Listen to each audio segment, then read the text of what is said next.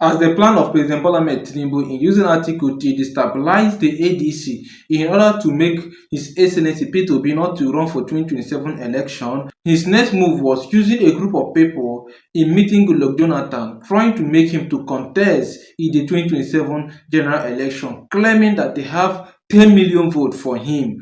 Well, if this is your first time coming across our channel, welcome to NAIJA Prince News Extra. Please do us a favor by clicking on your subscribe button and don't forget to on your notification bell.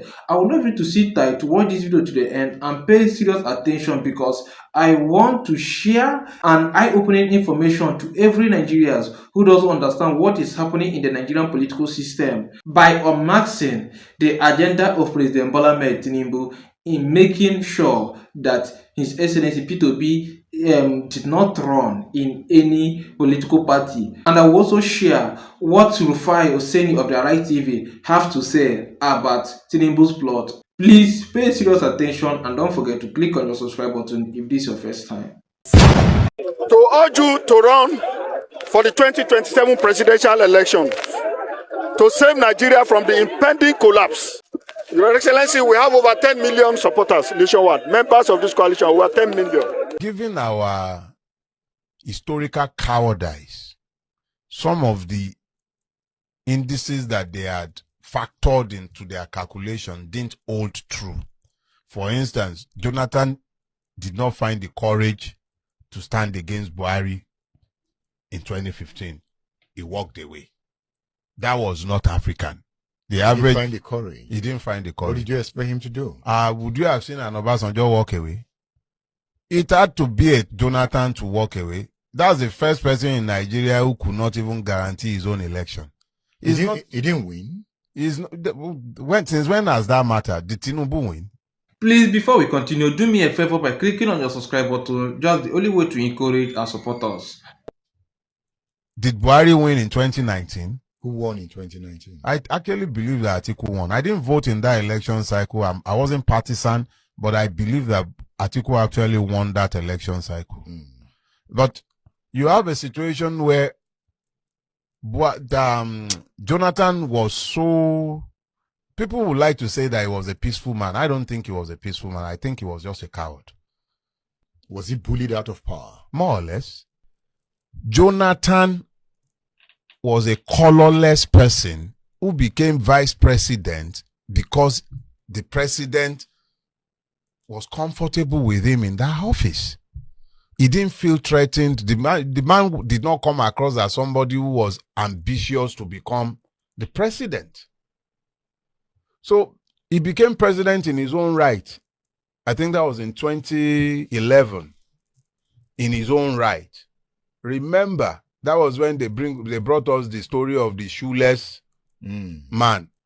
A narrative was sold. But the minute it was shown the determination of the opposition, and they were telling us about the blood of baboons and dogs, the man took one look at the whole thing. Asazi was gone. The man came out and told all of you that he had Boko Haram in his cabinet.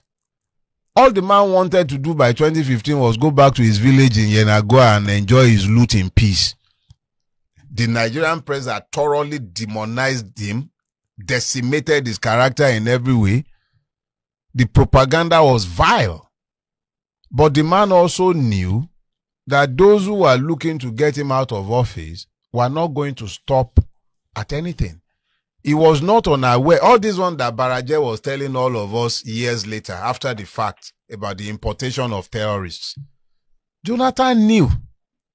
Please, before we continue, do me a favor by clicking on your subscribe button. Just the only way to encourage and support us. He wasn't unaware. And he couldn't stop it as president? He was a weakling. That's the weakness to which I alluded. He probably didn't even know who to trust in his own circle, and he was an orphan in power. His political godfather, Obasanjo, had already left him.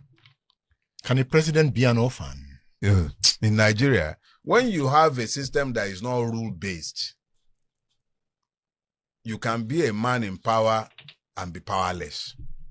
Mr. YY said from this video you can tell he's not contesting again. His body language and the smile when he said 50% of you may not even have voters card and you're asking me to contest, and all the challenges about INEC and our attitude towards voting he talked about are his reasons for not contesting. Well, Aliox also tweeted and said Tinubu is a one-mad master strategist. He may be the one behind this. He wants to divide the vote in the South, most especially South-South. He knows the votes will be shared between Obi and Jonathan. I think I'll focus more on what he said around Nigerians' attitude to elections. I doubt very much if he's going to come out and run for elections. Goodluck Jonathan must understand. This is not 2015.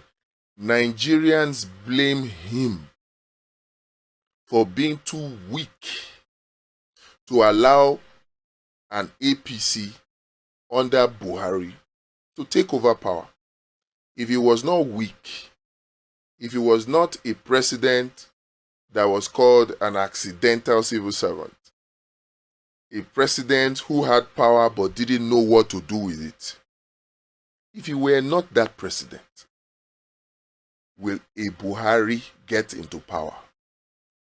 It would have taken a lot more force, not force now, willpower, a lot more strategy for the opposition to defeat him. Is that the kind of person that Tinubu is? We have to answer this question. Who is pushing the people that are asking Goodluck Jonathan to come back? And then we represent every tribe, every political party, and tongue. We, young, old girls and boys, men and women, are all here crying for your voice to say yes to our request. We are asking you, sir, to kindly make a commitment to run for the 2027 presidential election. Secondly, we want you to immediately pick a nomination, a presidential nomination form of any party of your choice to contest the election. We pledge to join you in any party of your choice and to relay millions of Nigerian nationwide for you. Your Excellency, this contest for 2027 presidential elections contest the 2027 presidential elections and give us the opportunity to vote for you once again. We are sure of over 10 million votes coming from this group across the country. God bless you, sir. I should say yes to our heart's request. Long live to President Goodluck Jonathan family. Long live Nigeria. I am Dr. Tom Ohikere once more. Goodluck Jonathan must understand something. Whoever it is that this group of people are working for may be trying to set him up